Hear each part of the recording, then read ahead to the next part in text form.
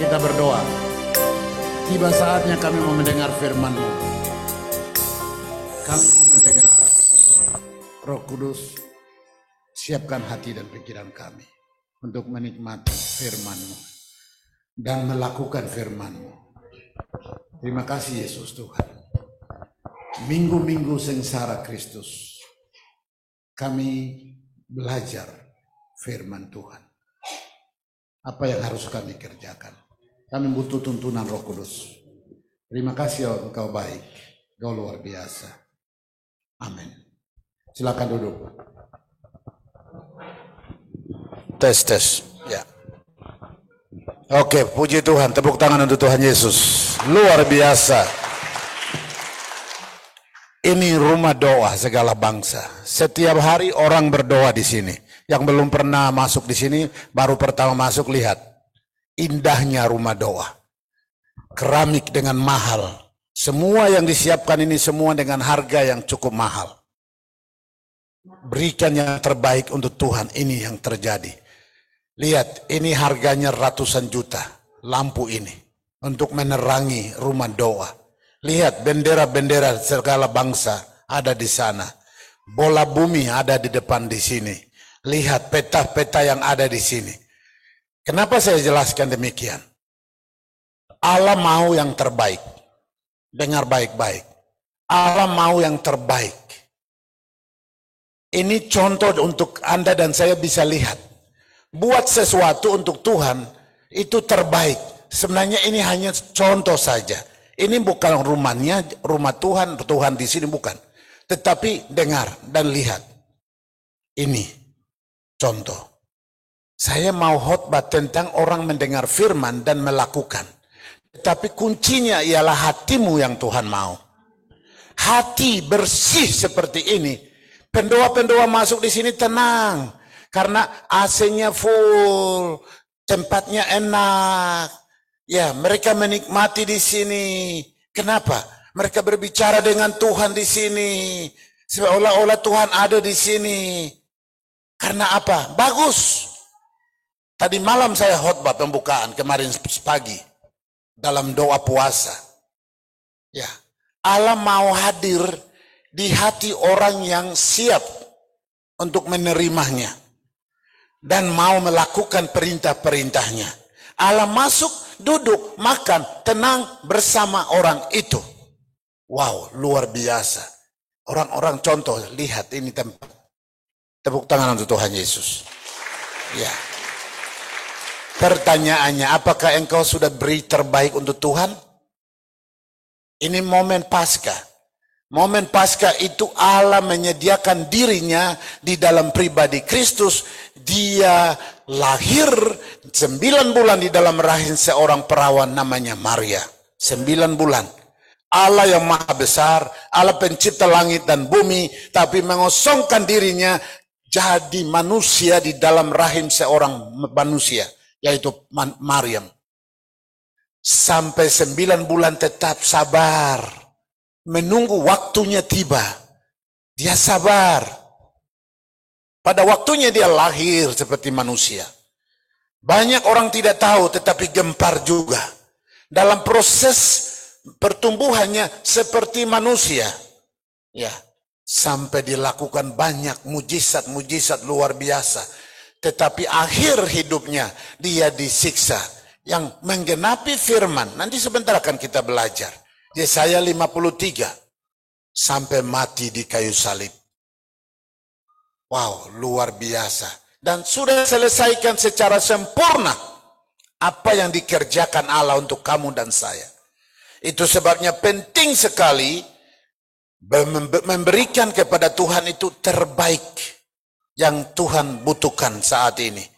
Tema khotbah hari ini yang saya siapkan, ya, tema besar yang sedang saya khotbahkan 1-2 tahun ini, alamilah terobosan dari Allah, ya, melalui belajar firman, melakukan doa, lakukan puasa. Salah satu yang sedang dikerjakan hamba-hamba Tuhan. Kemarin tanggal 1 mereka masuk tidak makan, tidak minum, doa dan puasa. Hari ini. Itu sebabnya tidak ada minuman di sini. Dan juga memang rumah doa tidak boleh ada yang minum. Apalagi makan. hari ini juga masih puasa. Besok sore jam 6 baru mereka akan rasakan air dan makanan. Itu komitmen pengorbanan manusia-manusia itu. Seperti Allah berkorban, Allah menyerahkan dirinya ke anaknya itu. Itu siksaannya lebih berat. Tadi pagi atau tadi malam, tadi pagi Catherine itu, dia bersaksi menjelaskan tentang kemanusiaan Allah. Dalam di pribadi manusia dia menderita luar biasa. Ya, dia lakukan itu semuanya utuh. Itu sebabnya Allah memuliakan dia, meninggikan dia dari segala yang ada di bumi. Mau mengalami terobosan dari Allah, puasa juga penting, menahan hawa nafsu. Ya, jadi dalam puasa juga tidak boleh seksual, walaupun di rumah suami istri. Semua menahan dari hawa nafsu itu. Yang suka tidak tahan hawa nafsu dari makan, minum, berhenti. Kamu hanya suka nuntut kepada Tuhan, tapi Allah minta sedikit saja tidak mampu lakukan, makanya gagal terus. Ya, keinginannya tinggi, tetapi Allah minta sedikit saja tidak lakukan. Memang dasar manusia. Ya, mau mengalami terobosan Allah, kamu bayar harga dulu. Allah sudah bayar harga sempurna. Itu penting. Dalam terobosan yang akan kamu alami, ada beberapa topik-topik yang sudah saya sampaikan beberapa kali di jemaat Pos PI di sana. Ya, topik hari ini untuk kita semua ibadah gabungan dalam momentum ini, ibadah tahun Palma, hari Minggu Palma, di mana Tuhan Yesus dari Bukit Zaitun menuju ke Yerusalem. Semua orang memuliakan Tuhan, mengagungkan Tuhan. Wow, luar biasa. Nanti sebentar saya jelaskan. Ada daun palma di luar itu tadi. Orang-orang kalian masuk, mereka lambaikan itu. Ini coba Kak buka sedikit Kak. Ya, jadi ini salah satu ya. Nanti kita akan dengar maksud mengapa mereka sampaikan seperti itu, hosana, hosana dan lain-lain sebagainya. Tetapi intinya saya mau sampaikan begini. Kuncinya, kunci sukses, kunci masuk surga, kunci berkat-berkat yang Tuhan siapkan itu seperti Yeremia 29 ayat 11. Rancangan-rancangan yang ada padaku, kata Elohim, Allah. Ya. Untuk Anda dan saya, rancangan damai sejahtera, memberikan kepadamu dan kepadaku masa depan yang penuh harapan. Masa depan yang penuh harapan. Dia sudah rancang sempurna untuk kamu dan saya, supaya kamu itu sukses, kamu menerima berkat, kamu menjadi berkat bagi banyak orang, sampai kamu masuk surga. Itu sudah dirancang semua. Tetapi kenapa meleset? Karena melanggar perintah. Nanti sebentar kita belajar. Ya, ini penting sekali. Tuhan memerlukannya, topiknya. Ini menarik. Tuhan memerlukannya. Tuhan memerlukan siapa? Pasti manusia seperti kamu dan saya. Ya, saya minta anak-anak kecil tidak boleh jalan-jalan. Kalau sedang saya khotbah tidak boleh. Konsentrasi full. Orang tua bawa keluar. Ya, HP juga harus matikan. Itu penting.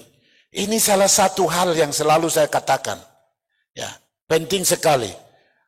Anak ambil, mamanya bawa keluar, lebih baik. Itu sebabnya bapak mama ajarin anak di rumah. Supaya anak itu belajar disiplin. Doakan. Ya maaf, ini saya harus bicara seperti ini. Ada beberapa anak-anak bisa duduk tenang, dengar. Nah, karena apa? Itu pendidikan anak waktu dalam kandungan. Waktu kandungan itu mama memberikan kasih sayang. Bapaknya juga datang, anak sayang. Di dalam perut loh, di dalam kandungan loh. Ya, bapak itu lemah lembut. Mama juga memberi kasih sayang dalam kandungan. Anak itu terbentuk dengan lemah lembut. Begitu lahir, dengar suara mama, dengar suara bapak. Senyuman keluar. Tapi dengar baik-baik. Bapak suka bentak istri. Bapak suka marah istri, bapak suka injak istri, anak lahir mukanya bukan senyum. Mengerti begini apa mukanya? Sebut nama anakmu juga dia tidak akan, dia kaget. Karena apa? Selalu mamanya dikagetkan. Mamanya dipukul, makanya orang bicara keras, perawat, anak digeser, dia kaget juga. Perawat sedang bekerja keras untuk dia ditolong bersihkan darah dan lain-lain. Tapi dia juga kaget, karena terbentuk penyakit yang datang dari bapak dan mama, yaitu siksaan yang dia terima selama 9 bulan. Dan kelihatan kelakuan anaknya. Apalagi anak lahir liar. Ya, itu sebabnya saya mau kasih tahu ini anak-anak muda ini. Jangan lakukan hubungan seks di luar nikah. Anakmu akan jadi gila. Ya, perempuan suka menyerahkan diri bertobat dalam momentum ini. Anakmu akan juga jadi gila. Mau melahirkan anak, mau nikah, mau lakukan hubungan seks, sudah didoakan di gereja dulu. Baru kamu lakukan, supaya kamu diberkati. Katakan amin. Setuju. Itu. Lihat anak yang lahir. Yang salah bukan anak itu. Siapa yang salah? Kamu. Kepala pusing kan? Bapak pusing. Karena bapak anggap biasa. Begitu masukkan benihnya, kasih tinggal mamanya urus. Begitu mama masuk, kasihan mama. Ini penting. Bapak-bapak yang punya anak-anak yang di depan ini, laki-laki semua ini. Kamu bikin anak pintar tidak tahu mendidik anak. Ini bukan marah, ini khotbah ini. Khotbah pengantar saja. Penting. Pakai otak. Ya, jangan selalu persalahkan perempuan. Perempuan itu rata-rata nurut. Tidak usah jauh-jauh itu, istri saya itu. Sebelum saya datang dia tahu apa yang saya biasanya ini supaya saya tidak bereaksi. Semua dia siapkan. Ya. Ini semua. Tapi kadang-kadang saya meleset. Ini di mana ini? Nadanya coba, mami, sayang, di mana yang itu? Saya tidak, enggak budaya Papua. Ini di mana ini? Itu perempuan tersinggungnya bukan main. Padahal maksudnya benar, tapi nada itu saja menyinggung hati. Karena perempuan itu sensitif, perasa. Laki-laki Papua, ya kita orang Papua laki-laki itu anggap perempuan itu di dapur sana. Perempuan jangan bicara banyak. Ya produksinya seperti itu. Anaknya tidak didik baik karena bapak begitu kelakuannya di depan mama, di depan anak-anak. Kembali, Tuhan memerlukannya. Saya ambil topik tema ini dari mana? Matius 21. Coba buka. Matius 21 ayat 1 sampai dengan ayat 11. Ada beberapa ayat-ayat yang akan saya sampaikan, tetapi saya lebih fokus di sini saja. Memang keempat Injil laporkan hal peristiwa yang sama, yaitu Minggu Palma, di mana perjalanan Yesus menuju ke Yerusalem. Menjelang kematian, penangkapan, kematian, dan kebangkitan. Menjelang itulah Yesus berjalan kaki menuju ke Yerusalem. Inilah peristiwanya yang dilaporkan oleh Matius, Markus, Lukas, dan Yohanes. Matius 21 ayat 1 sampai dengan ayatnya yang ke-11. Saya buka juga di sini, di mana ini?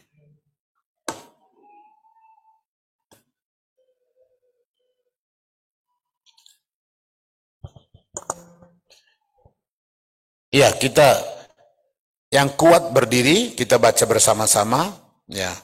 Atau ayat 1 saya, ayat 2 kalian. Kita baca bersama-sama. Penjelasan dari ayat ini menarik sekali, luar biasa. Sebentar saya akan jelaskan. Kamu pasti, saya diberkati, apalagi kamu pasti diberkati juga. Oke, Matius pasal 21 ayat 1 sampai dengan ayatnya yang ke-11. Yesus dieluk-elukkan di Yerusalem. Ketika Yesus dan murid-muridnya telah dekat Yerusalem dan tiba Betfage yang terletak di Bukit Zaitun, Yesus menyuruh dua orang muridnya.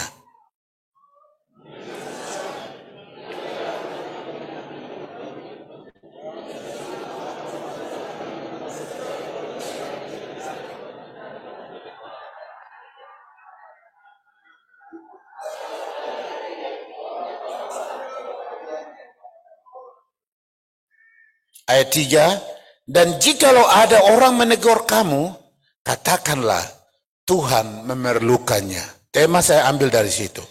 Tuhan memerlukannya. Ia akan segera mengembalikannya. Ayat 4.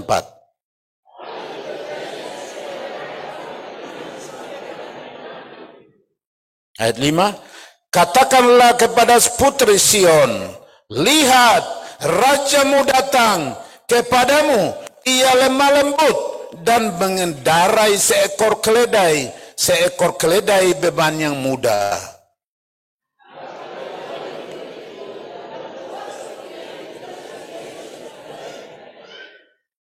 Mereka membawa keledai betina itu bersama anaknya, lalu mengalasinya dengan pakaian mereka, dan Yesus pun naik ke atasnya.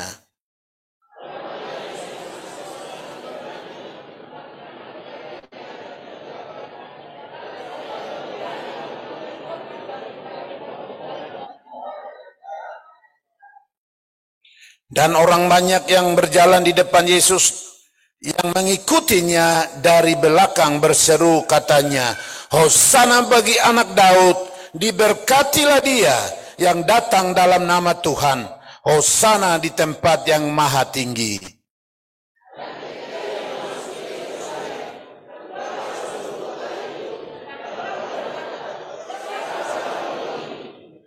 Ayat 11 sama-sama ya. Dan orang banyak itu menyahut, inilah Nabi Yesus dari Nazaret di Galilea. Amin. Puji Tuhan, silakan duduk. Ya, puji Tuhan, luar biasa. Saya tulis ini poin pertama, hanya 2 topik saja, tetapi sangat banyak kupasan-kupasannya, tapi tidak akan panjang lebar karena ada perjamuan kudus. Temanya apa tadi? Tuhan memerlukannya.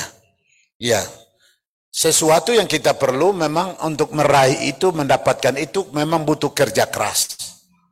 Ada perjuangan, ya, ada usaha supaya apa yang kita harapkan itu bisa dapat, bisa menerimanya. Nah, itu. Makanya Tuhan katakan aku memerlukannya. Atau Tuhan memerlukannya, sampaikan kepada orang-orang di sekitar itu. Nah, itu penting sekali. Di sini saya tulis pribadi yang sudah siap atau bertobat. Itu topik pertama. Pribadi yang sudah siap atau bertobat. Pasal 21 tadi ayatnya yang kedua. Ayat kedua di sini dengan pesan. Yesus berpesan kepada murid ini. Pergilah ke kampung yang di depan itu, dan di situ kamu akan segera menemukan seekor keledai betina tertambat, dan anaknya ada dekatnya.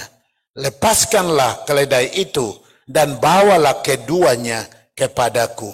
Nah, saya merenungkan dari ayat ini, binatang ini sudah disiapkan oleh pemiliknya.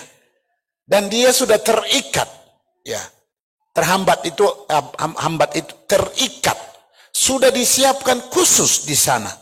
Bukan memang mereka tidak tahu itu Tuhan Yesus akan pakai, ya, tetapi pemiliknya sudah ikat supaya dia tidak sembarang ke sana kemari, tidak sembarang makan rumput-rumput yang tidak disediakan untuknya.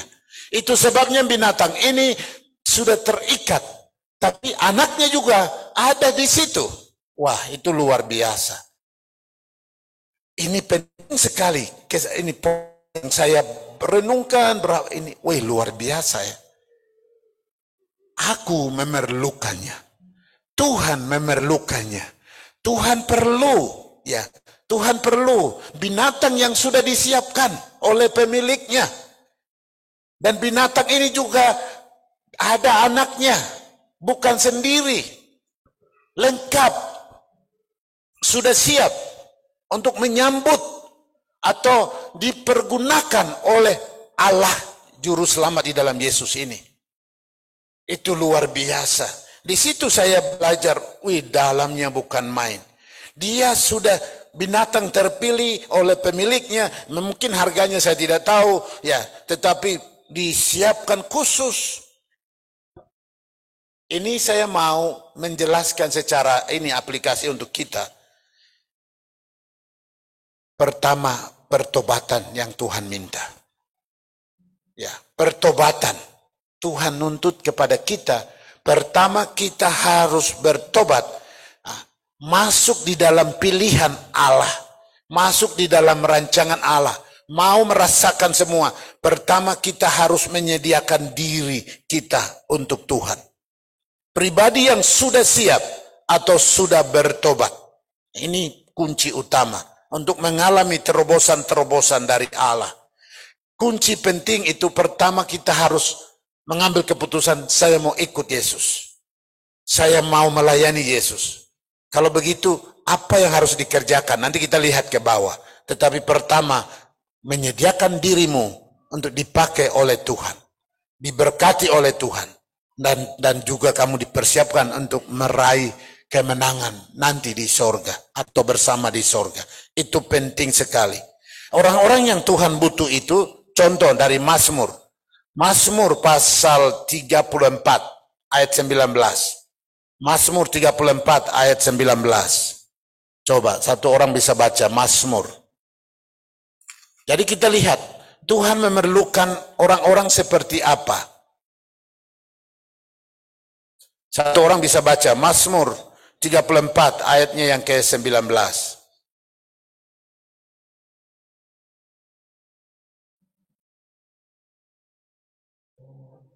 Ya, silakan.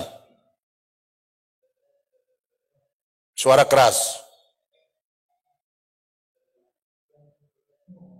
Ini laki-laki masih muda suaranya agak keras, coba.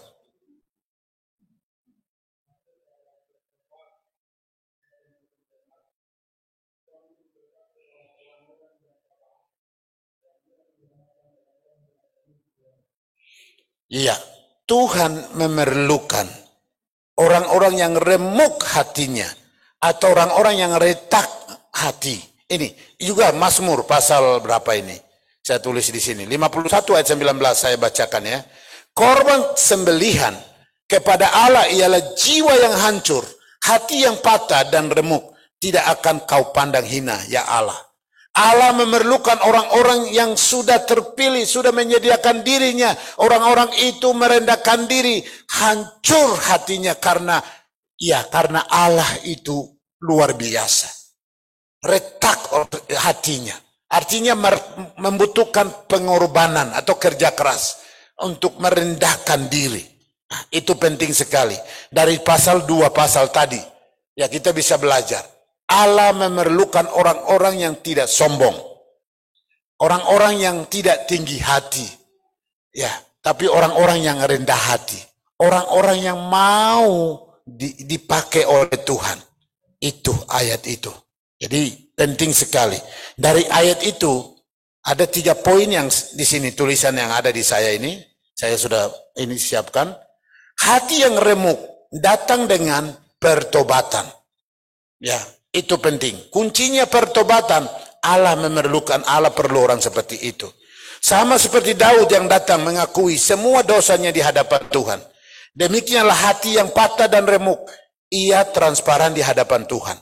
Jadi orang yang sudah merasa tidak mampu, tidak layak, mereka terbuka. Tidak ada sesuatu pun yang ditutupi. Tidak ada penipuan. Tidak ada tipu muslihat.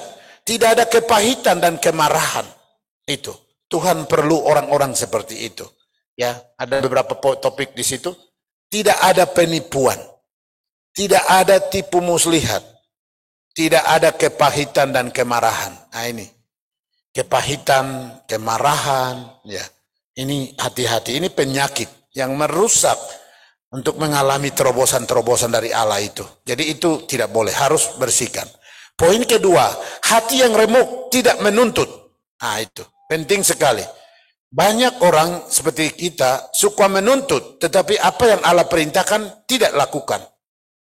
Ya akhirnya lawannya tidak mengalami terobosan. Orang ini tidak menyimpan dendam dan tidak menuntut siapapun. Nah itu penting sekali. Ya, tidak menuntut. Walaupun Anda disakiti, difitnah, dimaki, sampai dikatakan seperti ini, seperti itu. Ya, puji Tuhan ya Pak Bupati. Mukanya senyum sedikit. Pak Bupati tadi bersaksi ya. Saya sendiri tidak begitu baca WA itu, tetapi beliau kirim ke saya. Oh begitu, sudah biar saja. Tapi mungkin yang lain sudah baca kesaksian tadi. Ya, beliau ini tidak buat penipuan dalam hal tanda tangan itu, tetapi ada orang yang buat. Pasti ada orang yang buat. Orang itu sampai sekarang tidak kelihatan. Tapi Tuhan tahu penipu-penipu seperti itu. Dia tidak masuk dalam golongan hati yang remuk. Tapi dia hanya mencari sesuatu. Ya. Dan buat seperti itu. Dan mereka lakukan hal seperti ini, seperti itu. Tapi akhirnya Tuhan buat terobosan juga. Kemarin ya. Kemarin mereka kumpul semua, minta maaf dan lain-lain. Selesai. Beliau sampaikan tidak salah. Itu penting sekali. Walaupun demikian, ya difitnah, tapi hati-hati, jangan sakit hati. Nah itu penting sekali. Kamu difitnah, yang mudah sekali sakit hati itu perempuan. Tapi laki-laki juga sifat seperti perempuan. Begitu baru ini langsung rasanya sakit hati, marah-marah, dendam. Seperti itu Tuhan tidak mau. Ya, Tuhan tidak membutuhkannya dari topik tadi. Jadi kamu difitnah, bagaimana? Kamu ada dendam tidak, Pak? Biasa saja. Luar biasa, puji Tuhan. Ya, lepaskan pengampunan, itu penting. Kan kita tahu, nanti sebentar kita akan dengar juga, tapi saya mau singgung begini. Kurang apa Yesus itu disiksa, difitnah, dimaki, sampai disalibkan? Luar biasa, tapi akhir dari penderitaan itu Yesus bilang apa? Ampunilah. Dengar baik-baik, jangan pintar ngomong, tapi tidak mau lakukan. Kamu sakit hati, kenapa? Dengan suamimu pertama, khususnya perempuan ini. Kata-kata kasar menyinggung perasaan kamu sampai sekarang sakit hati kan? Belum maafkan suami. Ya bertobat. Laki-laki juga seperti sifat perempuan. Suka simpan dendam. Istri cerewet selalu simpan. Pergi ke tempat lain perempuan lembut-lembut. Senyum luar biasa di sana. Tapi di rumah seperti neraka. Padahal kelakuan kamulah dikasih tahu oleh istri kamu. Tapi kamu rasa tidak mau terima. Bodoh ini. Aduh. Udah laki-laki jangan tertawa. Pak Bupati dan teman-teman jangan tertawa. Dengar saja.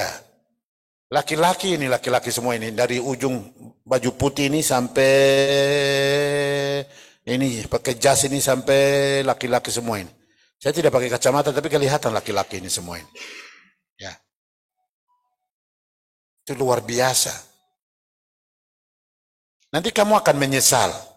Ya, kamu akan menyesal kalau terjadi apa-apa di ke depan. Maksudnya begini, anak kamu tidak diberikan kasih sayang baik karena mama kecewa dengan kamu. Sehingga mama lost anak-anaknya. Anak-anaknya tidak dikasih sayang baik. Ya itu bapak punya. Dia tahu perempuan. Kan pasti bilang itu anaknya. Anak siapa? Anaknya Pak Wandikbo. Bukan mama Kokoya. Wandikbo dengan Kokoya toh. Tapi Kokoya tidak disebutkan. Wandikbo yang disebutkan karena bapaknya Wandikbo. Tapi si Wandikbo ini tidak didik baik anak-anak yang dilahirkan bersama dengan Kokoya tadi. Ya. Kelakuannya tidak benar. Akhirnya apa? Sakit hati kan? Itu. Jadi penting sekali kalau ada penyakit sakit hati muncul, selesaikan cepat. Duduk dengan istrimu, duduk dengan suamimu, terbuka bicara. Perempuan jangan suka simpan. Perempuan itu suka simpan, tidak mau terbuka, rata-rata. Iya, Bapak, ya tidak apa-apa. Waktu tidak apa-apa itu kelihatan nada suaranya. Di sininya tidak apa-apa. Itu dia masuk. Simpan. Tidak akan pernah terbuka. Sampai dia mati. Bodoh namanya. Jadi bukan laki-laki saja yang bodoh. Perempuan juga bodoh. Sudah tahu salah kok simpan terus. Waktu sakit pun disuruh ngaku. Juga nggak mau ngaku. Karena perempuan itu sangat sensitif. Takut suami tersinggung. Atau takut apa? Ini kah? Aduh, luar biasa. Jadi difitnah, dimaki apapun harus berserah kepada Tuhan. Orang berserah seperti itu yang Tuhan butuhkan. Tuhan mau pakai. Nah, itu penting. Poin ketiga. Hati yang remuk datang tanpa harapan tertentu. Doa puasa yang kalian lakukan di sini, ya. Doa puasa yang sudah jalan beberapa tempat, dengar baik-baik. Jangan ada motivasi-motivasi tertentu. Atau ketemu seseorang dengan motivasi tertentu. Tidak. Atau mungkin datang ibadah seperti ini.